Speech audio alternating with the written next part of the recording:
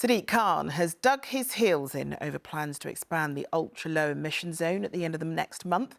The mayor's been facing growing pressure from MPs after Sir Keir Starmer said ULEZ was partly to blame for Labour's Uxbridge by-election defeat. Our political correspondent Simon Harris has the latest. How's it going, actually?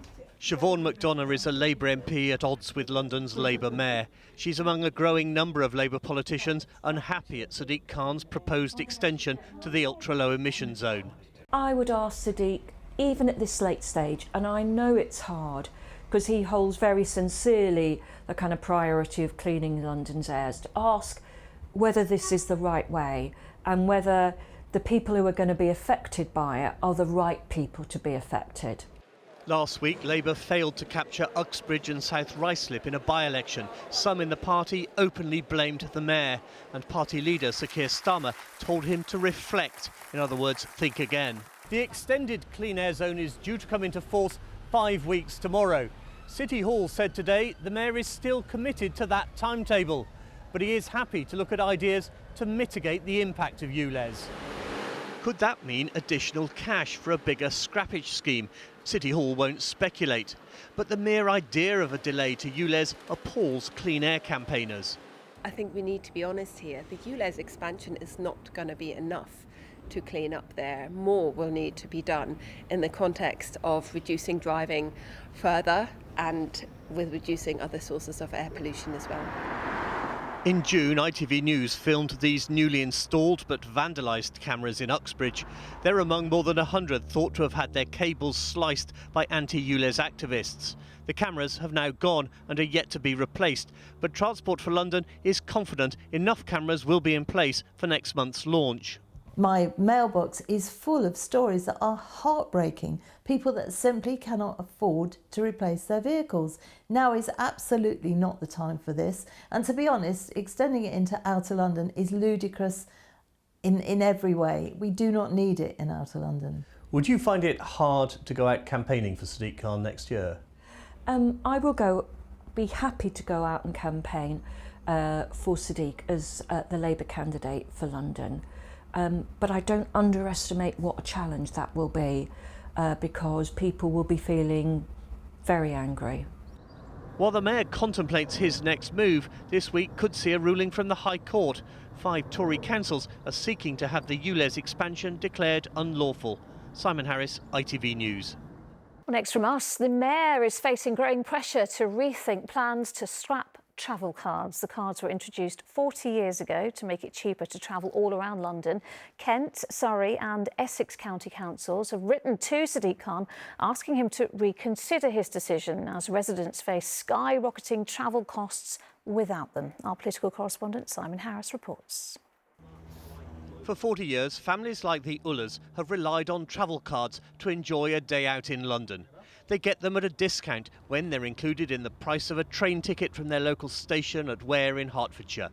But this cut-price travel perk could be coming to the end of the line. We use it every time we go into London because it gives us a lot of flexibility and it's so convenient just to be able to buy the ticket one time and then we're in London, we go from one place to another. We love visiting London and if it gets taken away, it will make life a little bit awkward to say the least. An off-peak day travel card for zones 1 to 6 costs £15.20. But as an add-on to a rail ticket, it can be as little as £7, half the price. Which means instead of Karim and his family paying £59.20, the combined rail tickets and travel cards come to £42.90. The arrival of the travel card was regarded as a revolution in ticketing. There is a cheaper way to get to work. Get a travel card and stop throwing money down the tube. The day travel card was introduced by London Transport in 1983 to encourage more people onto the buses and tubes.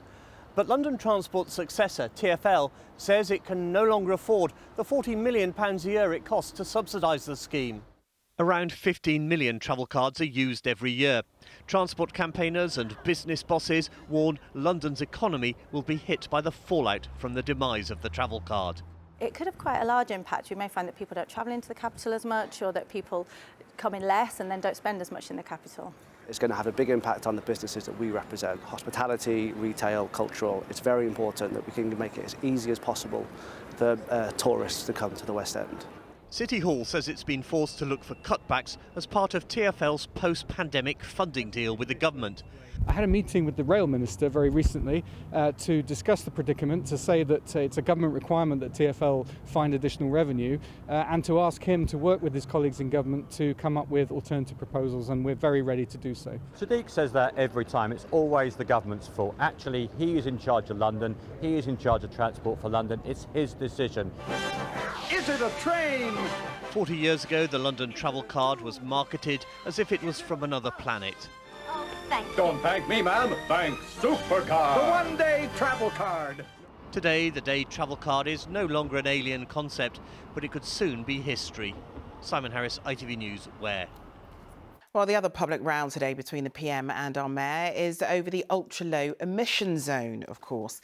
The fate of Sadiq Khan's controversial clean air zone could be decided in the next 24 hours.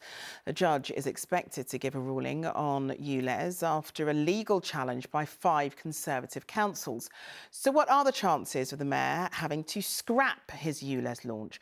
Well, our political correspondent Simon Harris takes a look.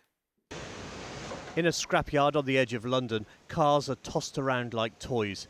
This company at Purfleet has expanded in the hope of a surge in business thanks to ULEZ. It hasn't happened yet, but if the courts give the green light to Sadiq Khan's controversial plan, they're ready. If it does go ahead, we're anticipating a large amount of vehicles coming into us. I mean, we cover the area that the ULEZ is going to be covering, and there's a lot of vehicles in that area. We've geared up, we've put ourselves in a bigger site that can process the vehicles that we're anticipating getting. Owners of older cars and vans which fail to meet modern emissions standards must pay a daily fee of £12.50 to drive in the ultra-low emission zone. But the mayor's proposed ULEZ extension is the subject of a bitter court battle. 4 Conservative-controlled outer London boroughs, along with Surrey County Council, want the ULEZ expansion declared unlawful. The judgment from the High Court is expected within the next 24 hours. The mayor faces an anxious wait for the court's ruling. Visiting a community centre in Tottenham, he admitted today if it goes against him, the ULEZ expansion could be delayed. There are a number of things that the court could say. Some of those could lead to delay. That the court could quash the order.